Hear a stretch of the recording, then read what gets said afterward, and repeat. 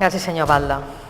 Bé, aquesta proposició neix de la preocupació que tenim des del meu grup polític, PSOE, per els darrers esdeveniments que s'estan produint a la nostra ciutat, diferents centres de salut i els hospitals de Son Llàtzer.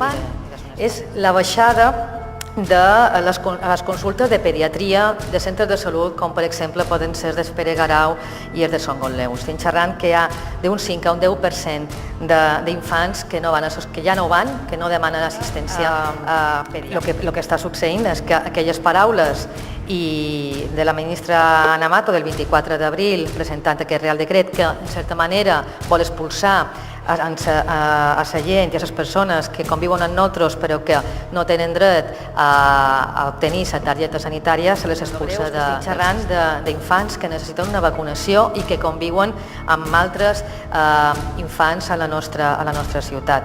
Aleshores, se posa en risc en aquesta població, fomentar la marginalitat també a zones com Son Gotleu, Pere Garau, polígon de Llevant, que llavors també realment ens repercutirà i ens afectarà relacionat amb els nins i nines. I llavors, una altra banda, el fet succeït a l'Hospital de Son Espases del dia 11 de juny de l'any 2012, que una persona també en situació sense targeta sanitària va ser enviat a casa seva amb una tuberculosi que se diu multiresistent en els fàrmacs i, segons la informació aportada per vostès, fins dia 14 de juny no se dona una ordre per part del director general de Salut Pública i Consum, senyor Frederic Esbert, no se dona l'ordre perquè aquest senyor sigui aïllat i tractat, en aquest cas tractat per la seva malaltia altament contagiosa i transmissible. Realment, el que ha succeït és que hem tingut una persona durant 3 dies fora de...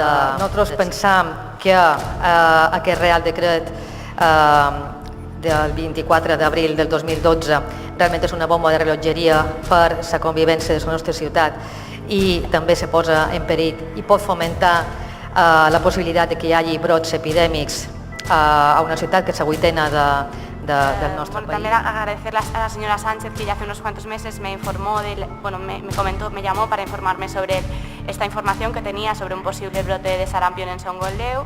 Nos pusimos inmediatamente en contacto con el Servicio de Epidemiología del Gobierno para informarnos nosotros sobre ello y ofrecer nuestra colaboración en relación a este tema. Pero tanto en aquel momento como ahora que nos hemos vuelto a poner en contacto con ellos, consideran que no necesitamos hacer ninguna campaña específica al respecto. No obstante, tanto los técnicos de sanidad como los de bienestar social disponen de un protocolo que incluye las recomendaciones a seguir en cualquier caso de sarampión o insistir en nombre de todo el equipo de gobierno que no es una materia de competencia municipal, por lo que no entraremos al debate. Considero que se hace un flaco favor trayendo este tipo de puntos al pleno del ayuntamiento, puesto que podríamos utilizar este tiempo para debatir otros temas en los que sí podemos incidir.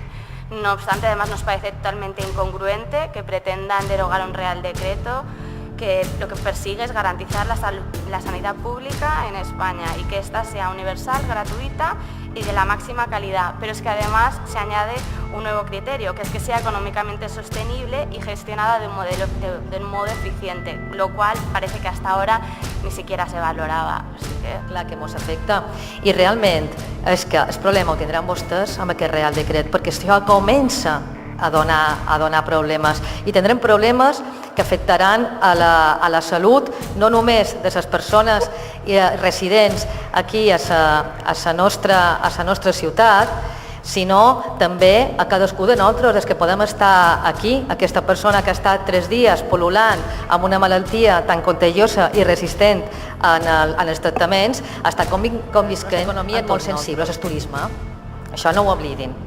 I tampoc el que no voldrien és que un tema que se pugui descontrolar de salut pública d'aquestes característiques pugui afectar el nostre turisme i tinguem un titular de premsa en un periòdic alemà i que hi hagi anul·lacions de reserves a Palma de Mallorca. Això pot succeir i no estic xerrant de ciència-ficció, sinó que passa, que tenim una bomba de rellotgeria i que ens explotarà a la cara.